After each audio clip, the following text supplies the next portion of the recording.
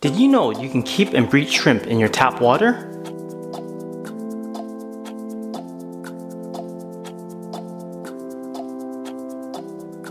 I would like to stress the importance of stable water parameters for shrimp. In our last video, I discussed the water parameters that I have used in over 20 shrimp colonies. A question I'm often asked is it possible to use straight tap water and then remineralize to the parameters within range? The short answer is yes, it is possible, but with some caveats. Shrimp can survive, thrive, and breed in a wide range of water parameters. An ideal scenario would be gathering the breeder's specific water parameters for the shrimp, then using RODI water and remineralize to the desired range. If that's not possible, you can use tap water.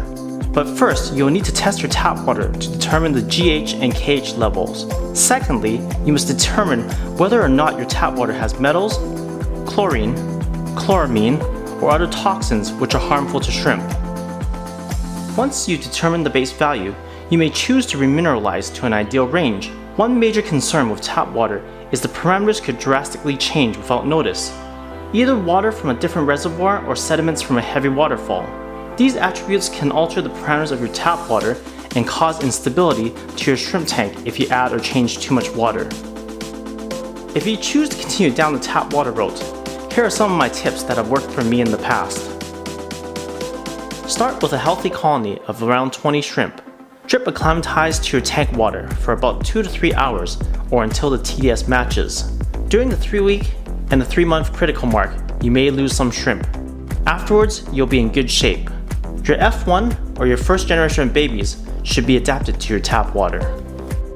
How much water and how often you change your water compared to the aquarium will have different impacts. For example, 40% versus 5% water changes. I will be discussing water changes for both RODI and tap water in a future video. I want to reiterate, this should work and has worked for many shrimp keepers who use tap water and choose whether or not to remineralize. It is quite controversial because the tap water parameters are different for everyone in every city and can change without warning. In my experience, Neocaridina shrimp, such as cherry or Bloody Mary, and Caridina serrata, such as tangerine tigers and yellow King Kong, work best in tap water and survive a wider range of parameters. I've had Bloody Mary shrimp in my Sulawesi aquariums. They've flourished so much that they've overpopulated against my Sulawesi shrimps. Caridina serrata I've also kept in wide ranges, from Caridina to Neocaridina water parameters. It works well for a 50-cent cherry shrimp, and in the end it won't be as financially crippling if they die compared to a $500 shrimp. Have you tried using straight tap water for your shrimp? How did it work out for you? Do you test your tap water regularly? If you haven't already, don't forget to like and subscribe.